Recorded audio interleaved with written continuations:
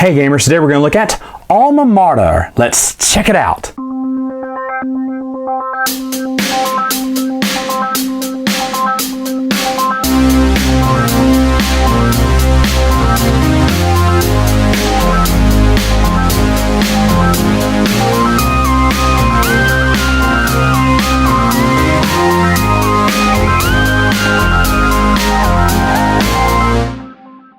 Alright, there is a lot of setup involved here, but let me go through it all. First off, you're going to be dealing out these professor cards, matching the numbers onto the icons on the board, as you'll see right there.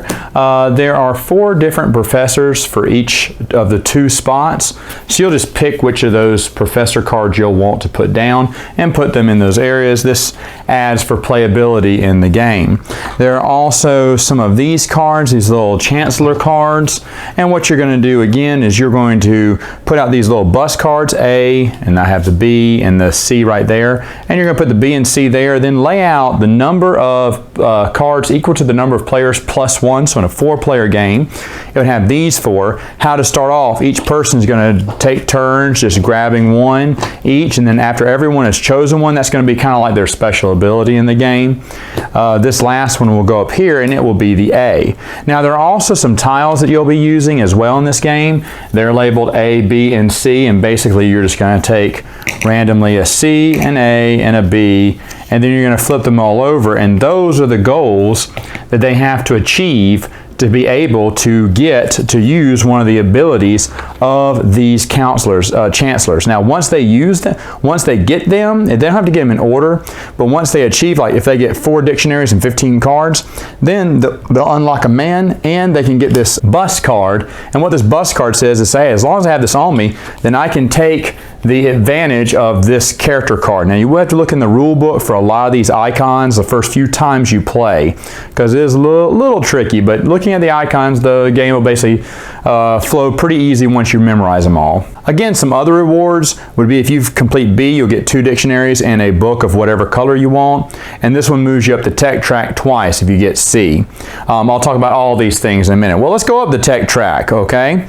I call it the tech track. They're actually research. It's a research track.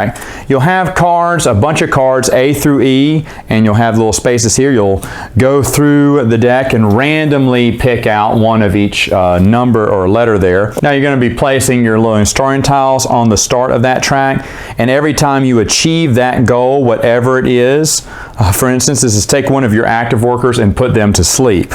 And so if you look at your little player board here, active workers are standing up, sleepy workers lay down, and you can't use them that round. But if I was to do that, I could go up 1. When you get up to the top right here, you will get the reward at the top of the card and get to go on and move to the next card and the next one after that. Now, they can be money, they can be victory points, they can be special abilities. When you get to the top, the rewards are always different. And there are several cards, and of course, in the research deck to play with, so you'll just put them in that order and shuffle them up, and again, playability. That's the name of the game here. This is the players who are going first and last. That's the turn track. How you get that is everyone starts off with 4 player startup cards. They're going to look at their hand of 4. It's going to give them different types of things in the game. If a book has a star by it, that's a book of your color. If it doesn't, then that's a book of any color you want. Sometimes particularly, it'll give you cards like student cards around in the campus area, and also dictionaries. And like this one will give you 2 books of any color and 3 bucks, or ducats is what they call it in the game. For all these little students here, you'll put them out in the campus just on there's 3 tiles of the same one each, and you'll put them each on the ones that match their symbol here on the top right corner here. And again, you can match them up anyway according to that row. Again, playability. And I'll tell you how you can get those later. You'll also have your phase marker here. It'll tell you what to do through all the phases here, which is very simple. And the round marker here, this game goes to 6 rounds, and then you go to final scoring. You'll also have all your little markers on the start track there. The score track starts at 0. And by the way, money comes in 10s, 5s, and 1s. And how you decide who goes first is, let's say this is my last hand. Whoever has the lowest number of cards in their hand will go first, the lowest number, because usually the higher cards, it seems like, have the better maybe rewards. So whoever has the lowest one goes first. If there's a tie, you'll look at these, and whoever has the highest of the individual numbers, then they will go first. So that's how you determine turn order at the very beginning. After that, so whoever puts the most people over in this little area here, and I'll explain what that does in just a moment. So looking at your player board here, you have all these bookshelves. They just slide into this track. You'll put the number 2s here and all the number 1s here. You will have a number 3 that you'll put over to the side. You will use it later. It already starts off with a student. You can place your own little worker space here. What it means here is, hey, for every coin you pay, you can get a book of your color. And let's say I'm green, so if I paid $3, I could get 3 books. Now these books just look really cool. They're plastic and they look like books too. So really cool, really neat job there. That's what makes it unique here. I'm glad they didn't use cubes. Once you get books, anytime you get books of your color, you get to choose. Do they come in to your university, or do you want to put them for sale? If you put them for sale, you got to put them right to left there in that order. Now, you can split them up. I could put a few up here, and I could put one in my library or whatever, my campus there.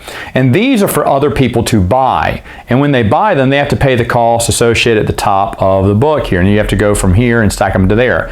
Now, also when they buy them, they also will get victory points that are printed there on the bookshelf.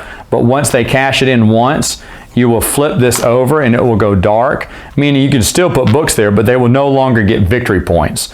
So again, the max victory points you can give them are here on the board, and this extra 3.1 that you'll be putting on later on. If someone has bought all from each bookshelf and they're all like this, then they won't just get victory points, they'll just have to pay you the coin. Everyone starts off with 4 workers. If you want to get more workers, there are 3 ways to get the 2 extra workers in the game. One, of course, is to fulfill number A. Like I said, it'll unlock a worker.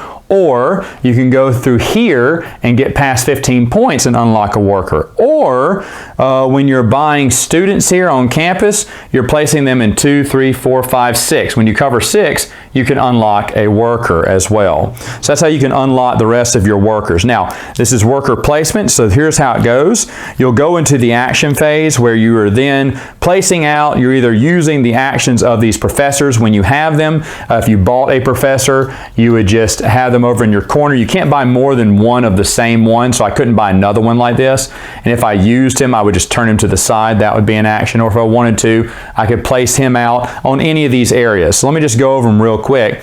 If I go here or any one of these rows, I get to buy the student or persuade them to come to my college by offering them school books, and depending on what school books is right up here. Now, at the very first round, at the beginning, no one has any esteemed books here where it says 1, 2, 1, 2, 1, 2, 3, 1, 2, 3. What does that mean? Well, usually later on when people are moving up the research track, and let's say it looks something like this here. Well, in the research track, I'd have a red book here because red book's leading, followed then by green, then black, and then finally blue. And so again, if I was to go here and I wanted to buy this person, let's say, okay? And again, you'd have to look at the rule book to look at all the iconography. It just means different things in the game. But I'd look at the top here and it says, hey, I need to have 2 books of the same color in either 1 or 2. So I need to have 2 greens or 2 1s. After that, I need to have 1 book of colors 1, 2, and 3. So right now, blue books, from this school, no one's interested in them because their research is very low here. But these are the better ones. And so if I exchange any number of books, I can grab that, let's say I bought it, I grab them and then place them right here on my board, like so. You place them A to B where the numbers tell you to on your player board. That's one spot. If I was to go here, I could pay $3, $6, or $9 and get either 1 book of any color or 1 book of any color and a dictionary. Dictionaries are kind of miscellaneous. They're kind of random. They do count for extra points at the end of the game, but they're always good to have dictionaries too, because you can throw dictionaries at these people. Sometimes to get the last 2, you need to give dictionaries, either 1 dictionary in this row or 2 dictionaries in that row. And then the last one here says, hey, I can pay 9 coins, get 1 book of any color I want, and 2 dictionaries. Now, if another player wanted to come along and use the same place I did, he would have to put 2 2 of his meeples there. And if another one wanted to come through and use that same spot, he would have to put 3 of his meeples there. Now, if I came back and let's say I had another one unlocked, could I come back and put 4 meeples there? No, I could not do that because I'm already there once. So just like Marco Polo, you can't take the same action more than once. Now, if I was over here on the tech tree, the green tech tree symbol means I can just go up one of these for free without having to pay the cost. So here it says, hey, I need to expire one of my, just kind of turn one of my unused professors or give up $5. Well, if I use green, I can go without having to do any of those things. Or I can pay for the next 3 improvements. So maybe I did want to pay the $5. Then I wanted to, maybe I had a unused professor that I tapped. And so then I can move up again, and then I'd get my 5 victory points here, so I'd move up to 5 victory points.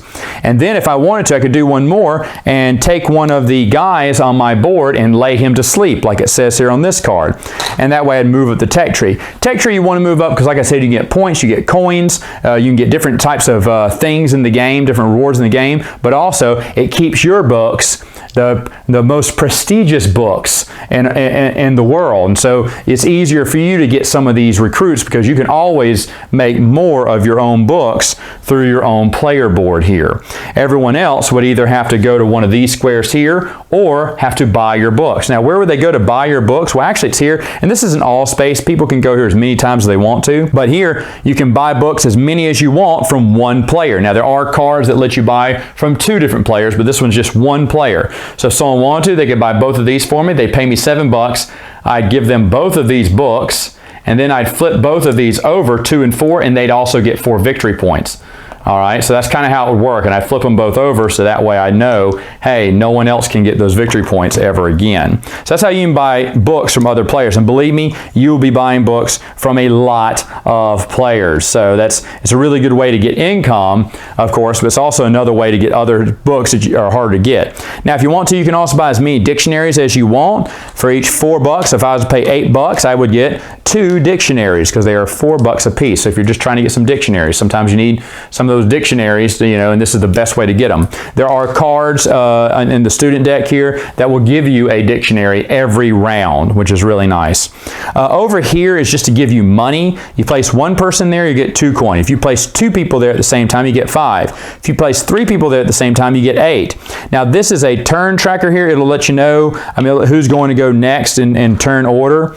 And let's say that this is how it ended at the end. Well, I'm going first because I played the most here. Let's say I did this and maybe played another one later on. So green would retain first order here. All right, so they would go first. Maybe this is first, actually. So let's say green goes first. Who would go second? Well, blue and black are tied, so who would go next? Tiebreaker would be the person who played first there. So blue would go second, black would go third, and red didn't play anything there. He goes last. But that's what determines the player order each round. Another place you can play is right here. This is just self-explanatory. You can only do it once, but if you pay 10 coins, you can get 7 points. A nice, easy way to just buy your prestige, I guess.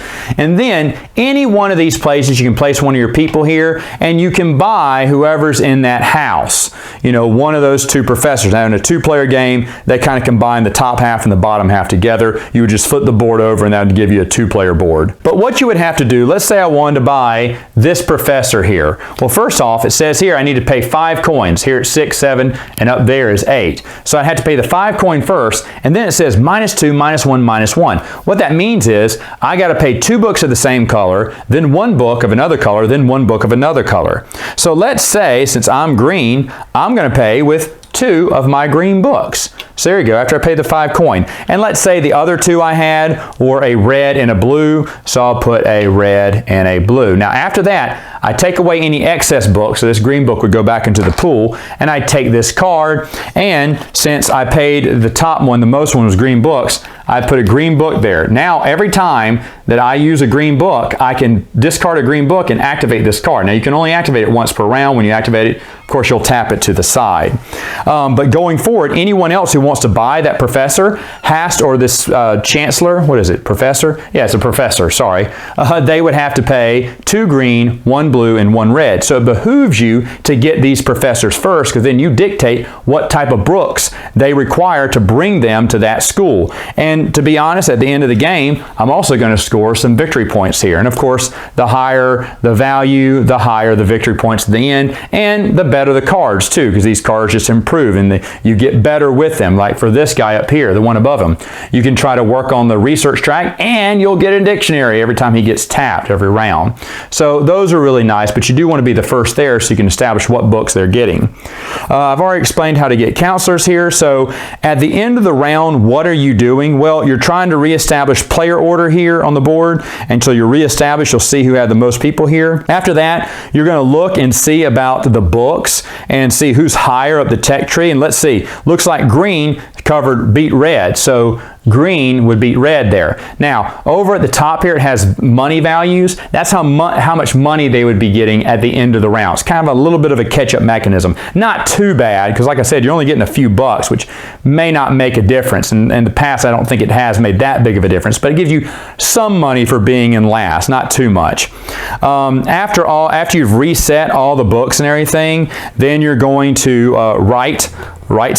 untap, I should say, all the professors that are in your area. And then you're going to take back all your meeples, and then you're going to move the round marker. And then you're going to get income. You're going to get income based on how many books you have still left over on your bookshelves. So for instance, in this case, I have 3 books on my bookshelf. I will get 3 coin. Now, I should mention when planning extra students on 7, 8, 9, 10, 11, it's going to cost you money to put them down there too, on top of whatever it costs to pay for them there with books.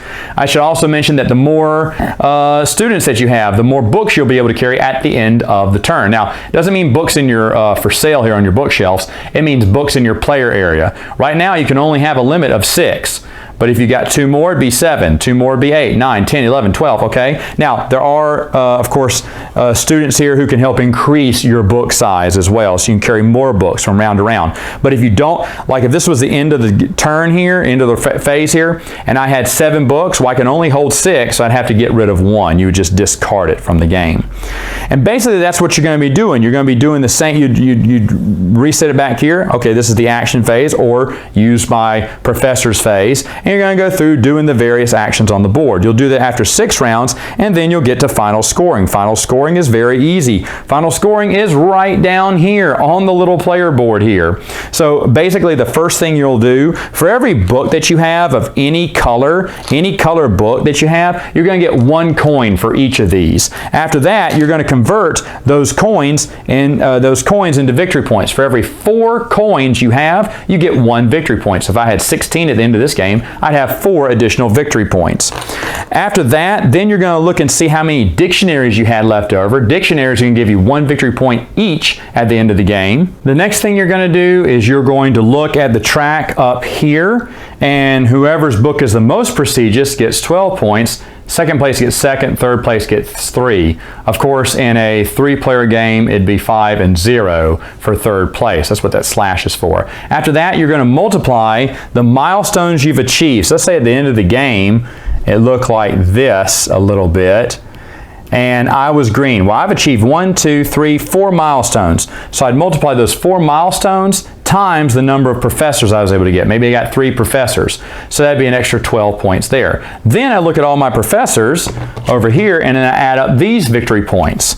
After that, then I'm going to look at any of my pie cards here, because they all give you in-game victory points, and I'm going to do whatever it says here to add up. That's what that emblem means there, in-game victory points. So if I have a few of those, I'm going to get the in-game victory points for each one of those. After that, then I got to look and see how many busts did I get of these chancellors here. If I got all 3, I get 12 points. If you get 2, you get 7. If you only had 1, you get 3. After that, whoever has the most points wins. Final thoughts. What do I think about the game? Well, two things I forgot to mention. On the end of every phase, you got to take that empty bookshelf and slide it down. So meaning the books that's the most expensive will be pushed off. You lose that book. So you're slowly going to be losing books every round, at least one book each round. So you don't want to keep refilling that bookshelf. The other thing I failed to mention, there are yellow pawns in the game. There's a particular professor that if you get him, you can use a yellow pawn. And just like in Marco Polo, that means you can probably go to the same spot twice, meaning once you use the yellow pawn, he goes away and he goes back into the supply, and then you can place your person of that color on there too and take the action again. So this is from the people who did Coimbra. I love Coimbra. I looked at this one. I love the theme, trying to have the most prestigious university. That's really good. Game goes really quick and it's really hard. There are several different paths to victory.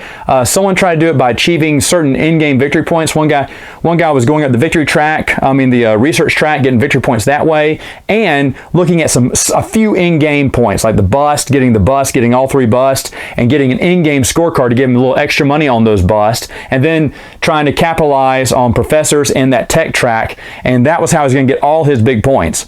My other nephew, he went straight money. He kept going to that $10 spot and throwing down, getting $7 here, $7 there. He went for all the quick money points, the quick victory points in the game. I spread mine kind of even and did a little even, and I barely, we went to a tiebreaker the first time we played. I barely won. So that just kind of told me, and then I think the person who was behind us, we were tied for first, and the third player was 3 spots behind us.